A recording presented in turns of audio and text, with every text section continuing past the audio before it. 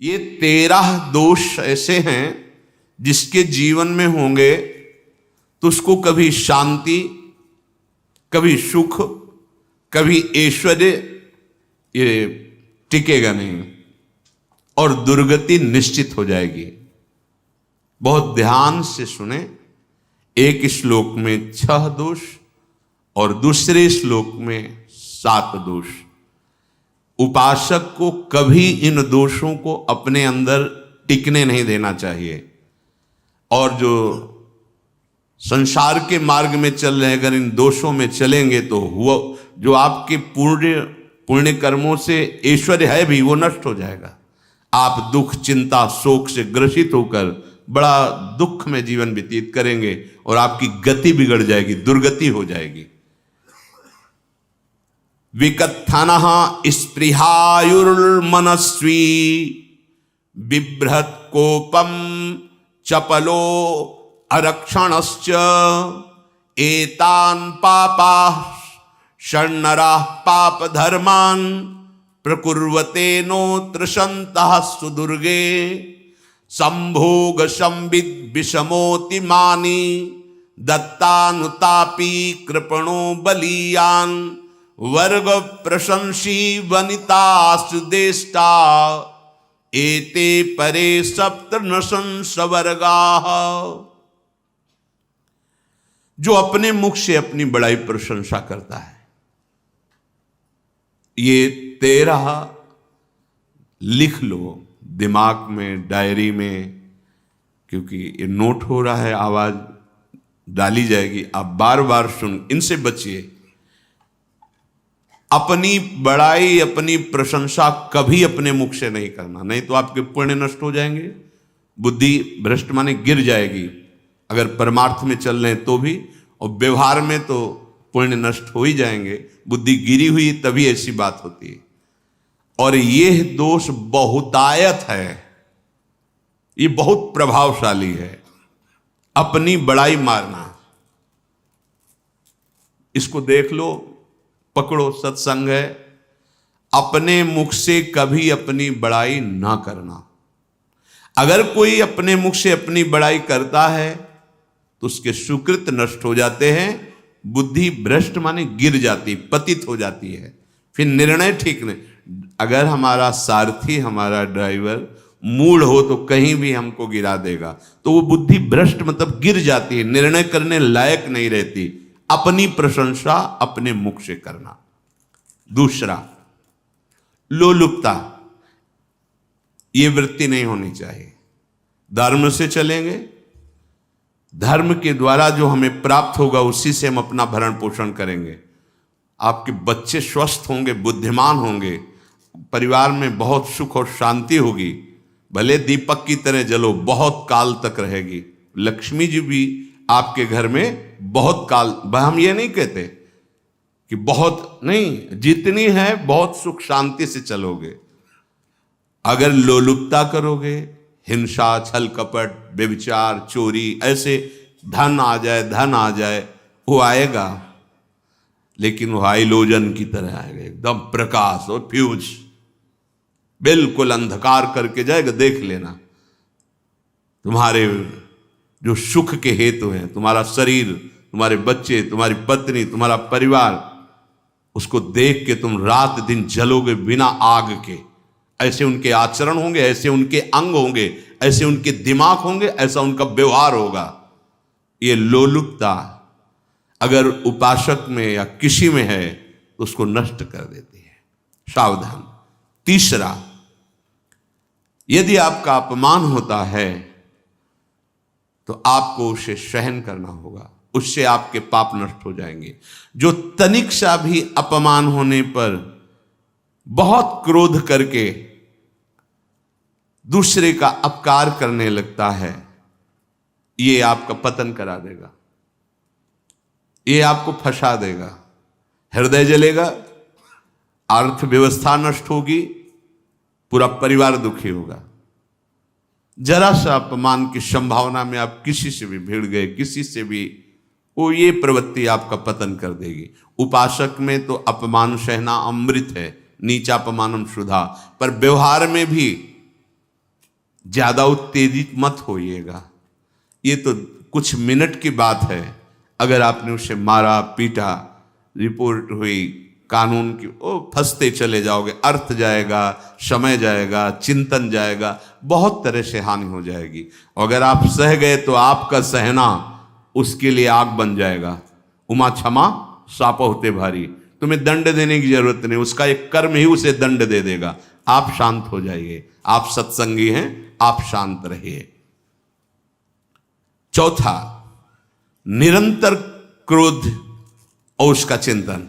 बैठे बैठे बस द्वेषियों का चिंतन ही हो रहा है, अंदर क्रोध का चिंतन और द्वेषियों का चिंतन ही हो रहा है।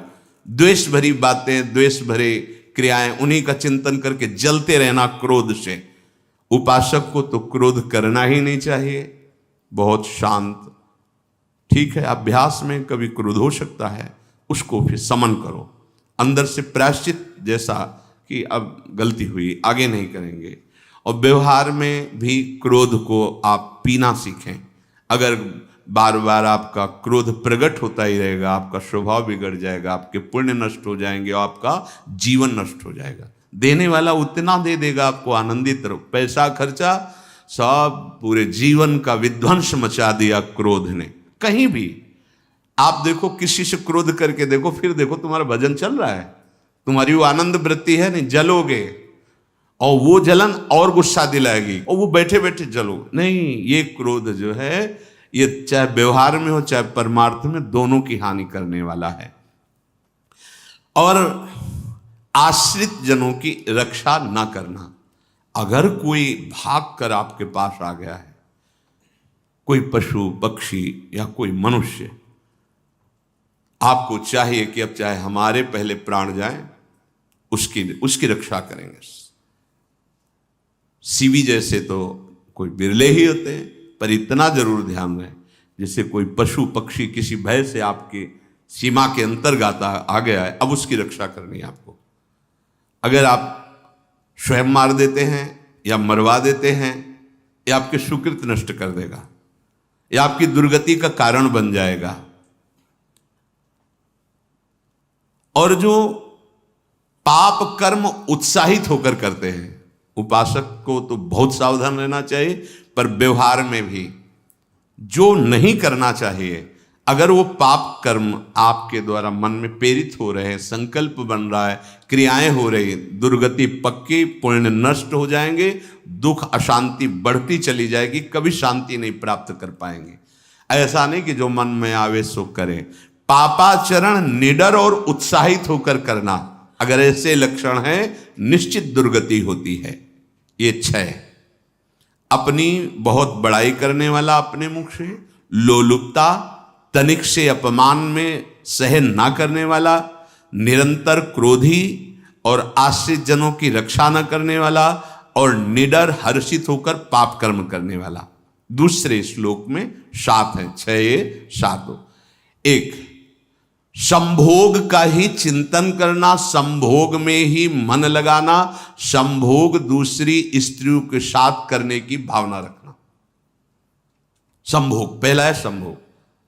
रात दिन बैठे बैठे बस यही चिंतन करना, गंदी बातों का, गंदी बातें देखना, गंदी बातें सुनना, गंदी बातों का चिंतन करना। फिर अन्य माताओं बहनों के प्रति काम दृष्टि से देखना, कोई आ जा रही है तो दृष्टि से, काम भाव से देखना, भोग बुद्धि से देखना, निश्चित पुण्यनाश दुर्गति। बड़े बड़े उदाहरण इतिहास में हैं जिन्होंने ऐसा दृश्य नेत्रों से देखने की चेष्टा की, मन में संकल्प किया भोगने का, नष्ट हो गए, चाहे वो कितने बड़े प्रतापी हो। ये दुर्योधन कोई साधारण थोड़ी है, भगवान व्यास देव जी के द्वारा ही तो लो, भगवान व्यास देव जी ही इसकी उत्पत्ति का कारण है। आप देखो, इतने महान पुलस्त जी ही उत्पत्ति का कारण है रावण की। बस यही ऐसे दोष हैं जिनके कारण जीव नष्ट हो जाता है। ठीक है, धर्मयुक्त काम भगवान ने आदेश किया है, आपका पाणिक ग्रंथ संस्कार हो गया है, संतानोत्पत्ति की भावना से कुछ पवित्र तिथियों का त्याग करते हुए चर्चा में हुई है। एक नियम है, एक आदेश है शास्त्र का। आप बहुत काम प्रवृत्ति वाले हैं तो प्रत्येक मास में जब माताएं बहनें पवित्र हो जाती मासिक धर्म से, तो जिनका पाणी ग्रहण आपने किया, जो पत्नी स्वरूप है, वो ठीक है। वहां भी बार बार के लिए व्यभिचार प्रवृत्ति के लिए शास्त्र आदेश नहीं करता, संयम पूर्वक, और उसका चिंतन नहीं करना। पाणी ग्रहण संस्कार है, घर में विराजमान है, एक संयम एक नियम के अनुसार उसका चिंतन तो फिर भ्रष्ट कर देगा। चिंतन प्रभु का करना है, चिंतन प्रभु की सेवा जो आपके कर्तव्य, इसके चिंतन से बचो। घातक है, बहुत बड़ा जहर है। अगर विषय चिंतन होने लगा तो मरोगे, जिंदा जलोगे, दुर्गति भी होगी।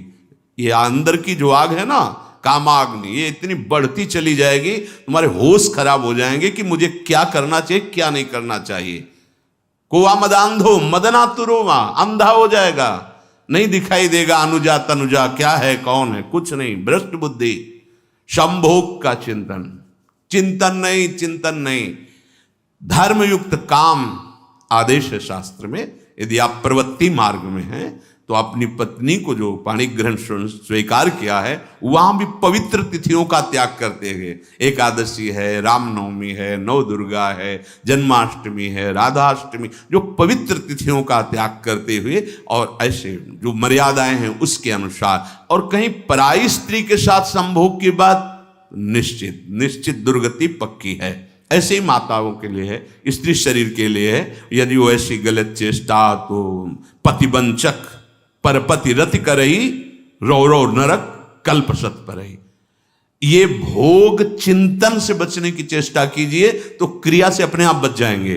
क्रिया के पहले चिंतन होता है, चिंतन से ही क्रिया का आवेश आता है। चिंतन संभालिए, इसी से भगवत प्राप्ति होती है, चिंतन से, और इसी से दुर्गति भी होती है।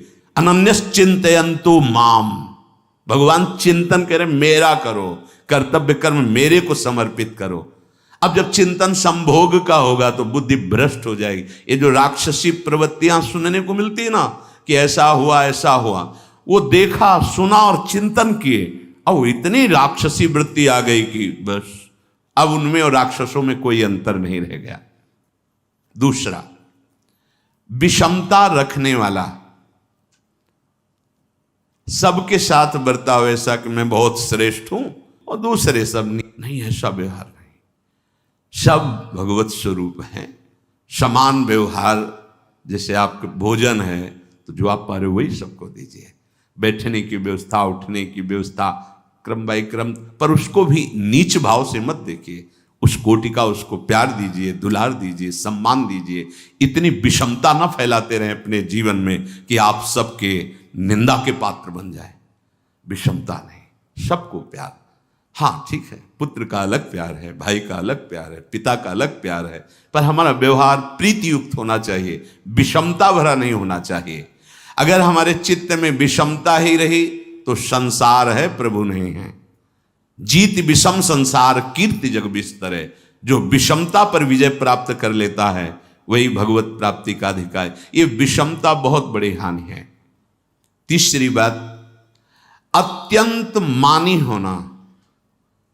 जहां आपके प्राण कमजोर होंगे, पुण्य नष्ट होगा, आयुश्री सब नष्ट होना है, ऐसे आचरण करवाएगा गुरुजनों के साथ, महापुरुषों के साथ। ये बहुत नीच प्रवृत्ति है। अत्यंत मान प्रियता, मुझे सम्मान मिले, उत्तम प्रवृत्ति है। सबको मान देना, स्वयं अमानी रहना। चौथा, दान देने की बात कह के मुकर जाना या दान देकर पश्चाताप करना। दे दिया है, बहुत जल रहे हो, दूसरे से वार्ता कर रहे हो कि पता नहीं क्या यार बुद्धि में हो गया, हमने उसको इतना कहा था, उतना दे दिया, क्यों दे दिया, ऐसा मतलब अंदर चिंतन करना, क्यों दे दिया तो दिया। इसके बाद जो आपका ये जलन हो रही, पश्चाताप, सुकृत नष्ट हो रहे हैं। दान देकर पश्चाताप करना या दान देने की बात कह के मुकर जाना। जैसे आपने कह दिया आपको इतना इतना ऐसा, अब आप मुकर गए, ब्याज सहित तुम्हें देना होगा, ये तुम्हारी दुर्गति का कारण बन जाएगा। ऐसे ही नहीं बोलना चाहिए, बहुत होश से। वाणी एक अमोल है, जो कोई बोले जान, ये तराजू तौल के तब मुख बाहर आन। पांचवा, अत्यंत कृपण होना। ना परिवार को सुखी कर पा रहा, ना अपने को सुखी कर पा रहा है। एक एक सिक्का बैंक में जो मर गया। धन की वास्तविक गति यही है कि अपने परिवार को खूब उसकी अनुकूलता प्रदान करो, उसमें से कुछ हिस्सा किसी ऐसे को जिससे तुम्हें बदले में कुछ लेने की भावना ना हो। कोई साधु महात्मा, गाय, पशु, पक्षी, किसी भी जीव बीमार है शरीरधारी, उसके जिससे कुछ कभी लेने की भावना ना हो, एहसान की भावना ना हो। सो धन धन्य प्रथम गति जाकी, धन्य हो गया उसका धन। अब वो कृपण का धन किसी काम में ना स्वसुख, ना परिवार के सुख, ना धर्म कार्यों में, व्यर्थ जीवन चला गया। उसी धन का चिंतन करना, उसी का संग्रह करना और उसी की रक्षा करते करते शरीर छोड़ देना, तो चिंतन बिगड़ गया। तो कह रहे हैं जो कृपणता है और अर्थ और काम की प्रशंसा, उसी की चर्चा, उसी का चिंतन, रुपया और भोग, उसी की चर्चा कर, जहां बैठे रुपया की चर्चा, भोग की चर्चा, जहां एकांत में बैठे उसी का चिंतन, कैसे रुपया बढ़े, कैसे भोग मिले। और अगर अवसर मिला तो रुपया अधर्म से आवे चाहे धर्म से, उसको इसकी कोई परवाह नहीं। भोग चाहे धर्म से हो चाहे अधर्म से, जिसका अर्थ और काम भोग ही चिंतन है वो धर्म नहीं। जिसका धर्म चिंतन का विषय है तो अर्थ और काम भी ऐसा होगा जो मोक्ष प्रदान करने वाला हो। धर्म, अर्थ, काम, मोक्ष। और जो बालक, स्त्री, पागल, असहाय, जो इनकी रक्षा न करके इनकी हानि करता है, दुर्गति निश्चित है। माना आपकी पत्नी है, उसका स्वभाव बिगड़ा हुआ है, क्रोधी है, कटु वचन बोल, लेकिन आपके ही प्रारब्ध के लिए, माना आपका पति ऐसा स्वभाव वाला, पर आपके ही प्रारब्ध से तो संयोग बना है आकर, अब इसका निर्वाह कर ले जाओ तो पवित्र हो जाओगे दोनों। और अगर झगड़ा और लड़ाई और मारपीट और कहीं हिंसा आदि के रूप में उतर गए तो फिर और करनी बिगड़ गई। बालक है, आप उसको ज्ञान नहीं कि आप पवित्र है, कि आप पवित्र है, उसको ज्ञान नहीं कि आप उसके साथ व्यवहार अच्छा कर रहे हैं कि बुरा कर रहे हैं। रक्षा करनी है आपको, शोषण नहीं करना। कह रहे हैं स्त्री, बालक और पागल, जैसे विक्षिप्त है, पागल है, आपको रक्षा करनी है। बन जाए तो उसको भोजन, ऐसा नहीं कि ईंट मारो, उसको अपमानित करो। उसकी बुद्धि खराब है, प्रारब्धवशात खराब हो गई है, तो शास्त्र आज्ञा करता है स्त्री, बालक, जैसे पागल, विक्षिप्त आदि हैं, असहाय है, असमर्थ है, बूढ़ा है, वो आप सेवा भी करो तो वो गाली दे सकते हैं, उनकी बुद्धि बिगड़ गई। आपको उनको दंड नहीं देना, मारना नहीं है आपको। मान लो आपके बड़े बूढ़े बुजुर्ग जन हैं, आप सेवा भी कर रहे हो तो आपको कटुवचन बोल सकते हैं, आपकी निंदा कर सकते हैं, लेकिन आपको उनके साथ व्यवहार सद करना है। अगर आपने इन दोषों को स्वीकार किया तो निश्चित आपकी दुर्गति होगी, न इस लोक में आपको शांति मिलेगी न परलोक में। इसलिए इन दोषों को बार बार सुन करके और हृदय में जांचो कि कहीं है तो नहीं। अगर है तो सत्संग, भजन बल, भगवत प्रार्थना के बल से इन दोषों का त्याग कर दो, जीवन मंगलमय हो जाएगा। शेष चर्चा आगे। श्री राधा वल्लभ लाल।